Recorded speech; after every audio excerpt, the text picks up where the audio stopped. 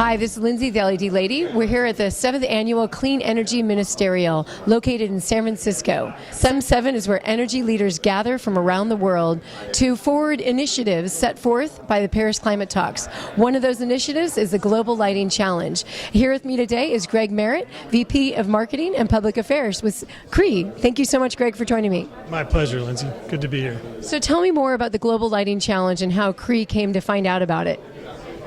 So the Global Lighting Challenge is an international initiative to accelerate the adoption of LED lighting. It started with just bulbs, but it's recently broadened to be all LED lighting. We became aware of it through the Department of Energy. We were contacted, and it aligns perfectly with CREE's mission, which is to replace all traditional lighting with LEDs.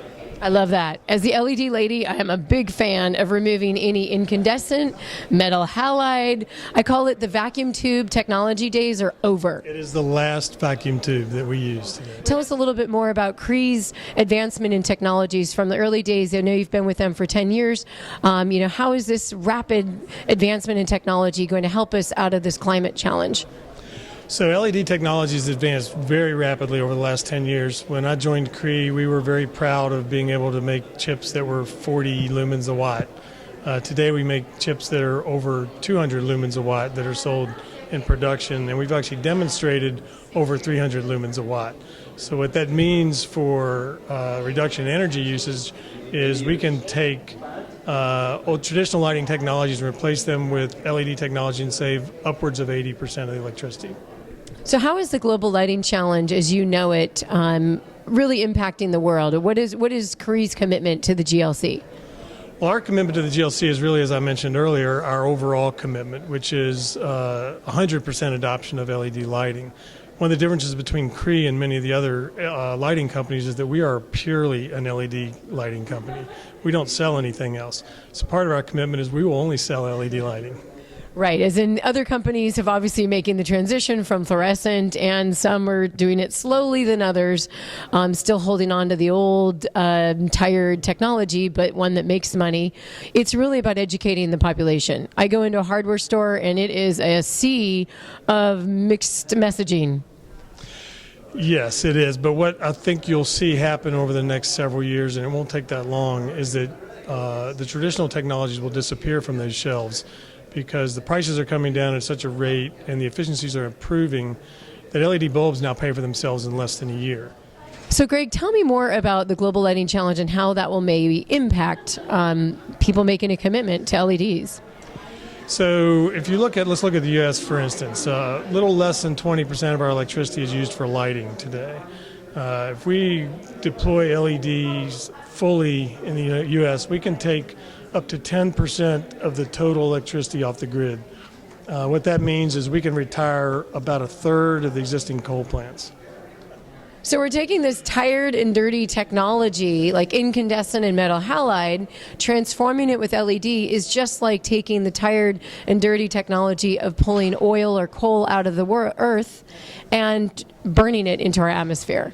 Yes, in fact, they're directly related. By getting rid of one, we get rid of the other. And by even reducing, the negawatt, we create the negawatt. Your 60-watt incandescent bulb is now replaced with, what is the newest wattage of CREE? It can be 7 or 8 watts. So tell me more about the SEAD Energy Efficiency Award and the product that CREE put forth to win that award. Absolutely. So the product for which we're receiving this award is what we call our ZR troffer. So it's a replacement for an existing fluorescent troffer, and we're able to provide the same amount of light, actually better light, way better light, than the fluorescent troffer for about half the electricity. So office buildings everywhere can now remove their fluorescent lighting and their ugly parabolic troffers above them, and headache generating. There's a lot of people that are sensitive to fluorescent. They didn't know it, and now they get LED, and things are a lot different, a lot brighter, and better. Yeah, and that's actually a key point for CREE's efforts in the LED lighting market. Energy efficiency is great, and actually that's what makes the economics work, but our primary focus is on delivering people a better light experience.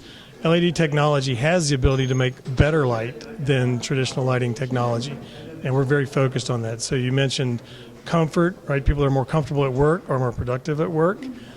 Children that are more comfortable at school, more productive at school. people that are recovering in healthcare facilities, if they're more comfortable, the light is more suited for their recovery, better outcomes. Well, all around, LED is definitely something that speaks to me. I know I've purchased CREE at the local retailer, hardware store. And so what are your impressions of San Francisco's Clean Energy Ministerial and what's happening here with all the leaders? I think it's a testament to the shift that's gone on in the world really over the last 2 to 3 years, that people have gone from talking about clean energy and climate change and energy efficiency to actually doing something about it. And I'm very encouraged by that.